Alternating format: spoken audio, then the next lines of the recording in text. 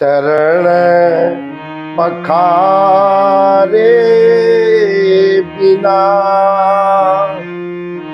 प्रभु जान नहीं दूंगी।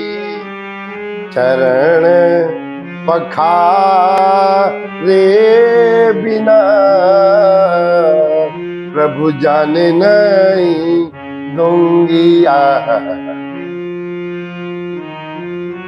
भाई साहब, ये यमुना मैया है ना, ये उसका भजन है। जब गोकुल में प्रवेश करने वाले थे, यमुना जी चढ़ आई जमुना, घिर आई। यमुना जी पागल हो गई, चढ़ने लगी, उसको मर्यादा के भी ध्यान रहा। ये रहा प्रसंग आपके सामने। मां गुरु विष्णु गुरुदेवा महेश्वर, गुरु साक्षात परम ब्रह्म तस्मै श्री गुरुवे नमः। भगवान सदगुरु श्री के चरणों में प्रणाम करने के उपरांत आज ऐसा प्रसंग आपके सामने लाया हूं, आपको बड़ा आनंद आने वाला है। कैसे?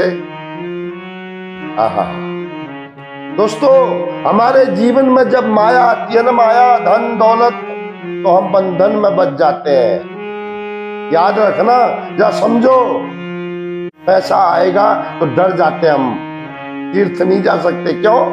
चोरी हो जाएगी, कोई मार देगा।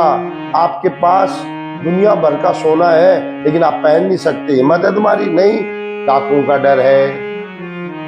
और जब भगवान श्री कृष्ण आपके जीवन में आ जाते हैं, भक्ति आपके जीवन में आ जाती है दोस्तों, आपके बंधन खुल जाते हैं। आप फकीर बनते हो, आप अमीर बन जाते हो। जैसे दास है, दास के पास कुछ नहीं है लेकिन अमीर। वाह वाह रे, वाह वाह रे, मौज फकीरों। ऐसा लगता होगा मैं बहुत बड़ा धनवान हूं। ना ना ना ना ना, मेरे पास एक ही धन है, पायो जी मैंने राम रतन धन पायो। वस्तु अमोलक दीनी मेरे सतगुरु। क्या साहब, कृष्ण जैसा धन आपके पास हो सकता है या फिर आपका धन उस कृष्ण के धन के बराबर पावर रखता है? ये इसका जवाब आप देना, मैं नहीं दूंगा। दूसरी बात सुनो,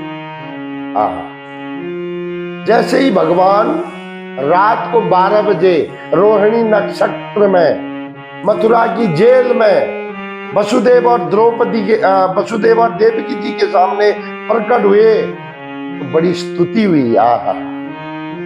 अगर मैं पूरी स्तुति बोल दूं टाइम लगेगा, इसलिए पहले पूरी स्तुति हुई, प्रणाम हुआ। भगवान ने बताया मैं कौन हो, आप कौन हो, सारी तीनों जन्मों का ब्यौरा दिया।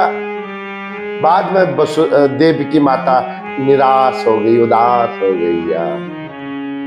बोला प्रभु आप भगवान तो हैं, मुझे भगवान नहीं चाहिए, मुझे भगवान नहीं चाहिए। तो क्या चाहिए माँ?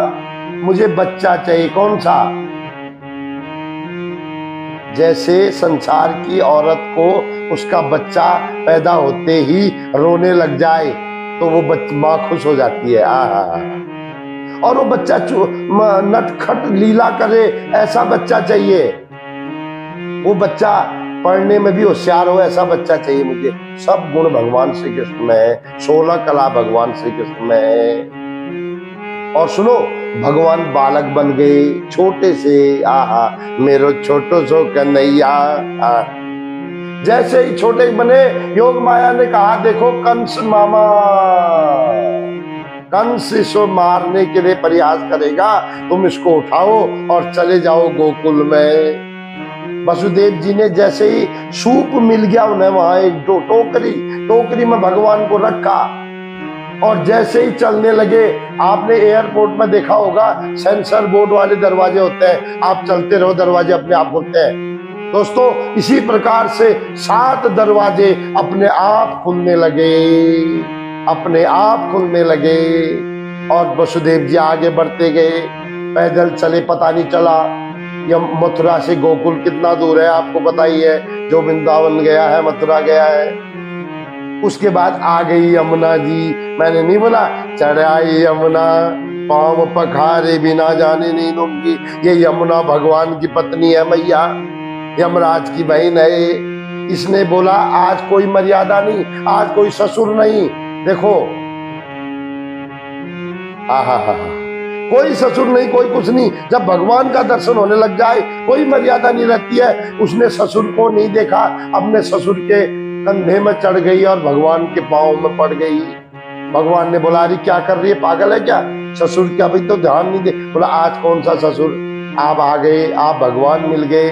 तो भगवान ने सोचा अब मेरे पिताजी कहीं डूब न जाए, कहीं ये बह न जाए। तो भगवान ने डाली से एक पांव बाहर निकाला। दोस्तों भगवान का एक पांव बाहर निकला हुआ है, क्यों निकला हुआ है आपको पता चलना चाहिए। भगवान ने वो पांव बाहर इसलिए निकाला ताकि यमुना जी उसका स्पर्श कर सके, प्रक्षालन कर सके। और फिर उसके बाद यमुना जी कितनी छोटी हो गई, छोटे छोटे बच्चे भी उसको पार कर सकते हैं। मैंने वो यमुना जी में स्नान भी किया है, बड़ा भाग्यशाली हूं मैं।